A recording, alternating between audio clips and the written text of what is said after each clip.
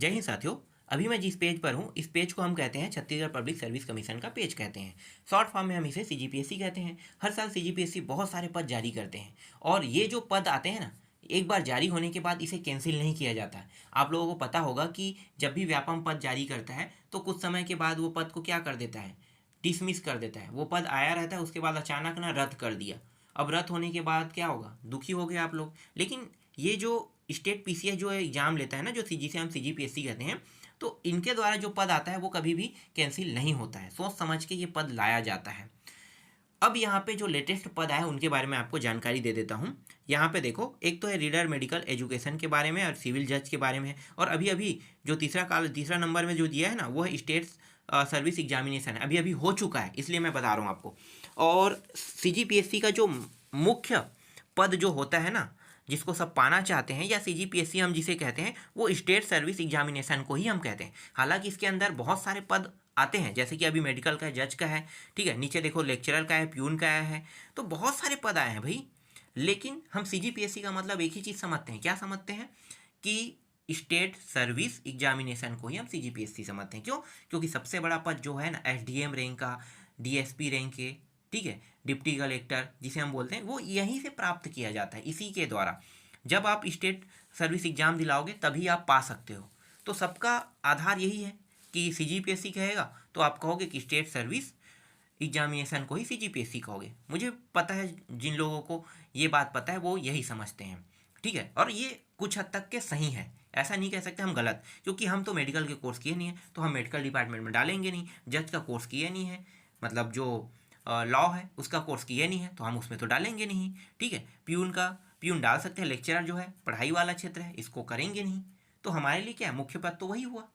और ये पाया कैसे जा सकता है? जो ग्रेजुएशन कर लिया है वही इसके लिए आवेदन कर सकता है। अब तैयारी कब करना चाहिए, तो मैं आपको बता देता हूँ। तैयारी अगर आप करना चाहते हो तो मुख्य रूप से तैयारी ना 12वीं के बाद करो। मैं हमेशा 12वीं क्यों कह रहा हूँ? क्योंकि 12वीं के बाद तैयारी करने पर ही आप इसके लिए पूर्ण तैयारी कर सकते हैं। क्योंकि पता नहीं कितने साल बाद आप क्वालिफाई करोगे। ऐसा नहीं है कि आज पढ़ाई करना बैठो और कल क्वालिफाई हो जाएगा, ऐसा तो होता नहीं है कभी भी। क्यों मैं ऐसा कह रहा हूँ? एग्जाम्पल में समझते हैं। जब भी हम भविष्य को अच्छा बनाना चाहते हैं तो भूतकाल को, या जो हमारा जो अभी वर्तमान है ना, उसको अच्छा बनाना होगा हमें। जब हमारा वर्तमान अच्छा बन जाएगा तब हमारा भविष्य अपने आप अच्छा हो जाएगा। तो वर्तमान कब अच्छा बनेगा? जब हम आज से पढ़ना शुरू करेंगे तो थोड़ा थोड़ा करके कम से कम कुछ सालों में क्या होगा, तैयारी हो जाएगा ना। और कुछ सालों में जब तैयारी हो जाएगा, हो सकता है 3 साल लग सकता है, 4 साल लग सकता है तैयारी करने में, 5 साल भी लग सकता है, 5 साल बाद निकले, तो ऐसा भी तो हो सकता है ना। तो इसीलिए कल को बेहतर बनाने के लिए आज को बेहतर बनाना होगा, और ये बात याद रख के ही आपको तैयारी करना होगा। तैयारी आप इसी प्रक्रिया से ही करो, तभी आप सक्सेस हो पाओगे। अगर आप एक बार ग्रेजुएशन के जाल में फंस गए ना तो आपके लिए प्रॉब्लम है। क्यों मैं ऐसा कह रहा हूँ? देखो, ज़्यादातर लोग गरीब होते हैं। गरीब का मतलब आप लोग कह, सर हमें तो गरीब कर रहे हो, तो ऐसा कुछ नहीं है। मैं आप लोगों को गरीब नहीं कह रहा हूँ।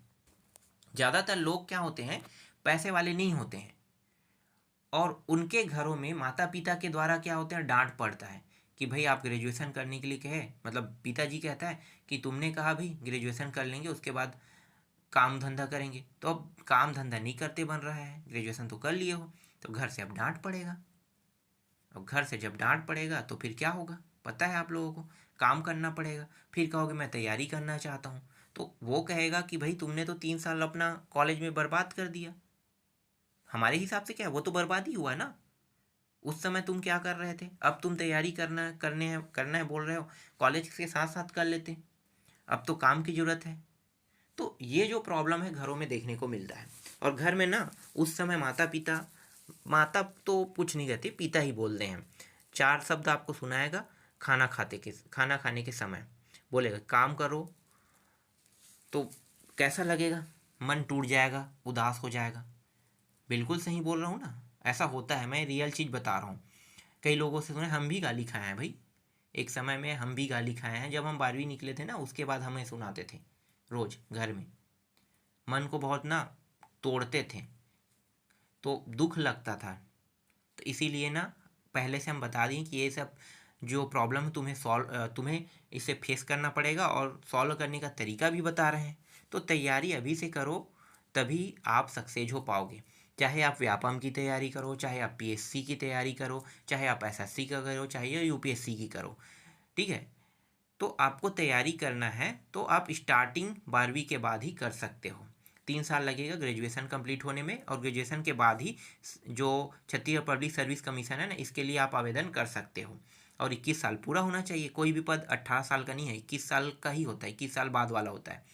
और व्यापम जो है 18 साल में निकाल देता है, फिर भी ग्रेजुएशन मांग दिया तो इसलिए 21 साल को ही लेकर चलो, उसके लिए भी, व्यापम के लिए। इसीलिए 12वीं से तैयारी करते रहो, 3 साल में तैयार आप हो जाओगे और आसानी से क्रैक भी कर पाओगे।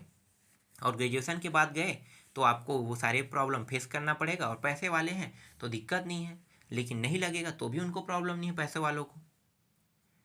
अधिकतर अभी तक मैंने देखा है ज़्यादातर पैसे वाले लोग ही एग्ज़ाम निकाल पाए हैं, कम पैसे वाले नहीं निकाल पाए हैं ना। इसलिए तैयारी पहले से टफ करो, तभी निकल पाएगा। मैं बार बार ये चीज़ सलाह देता हूँ, क्योंकि ये चीज़ आपको फेस करना ही होगा।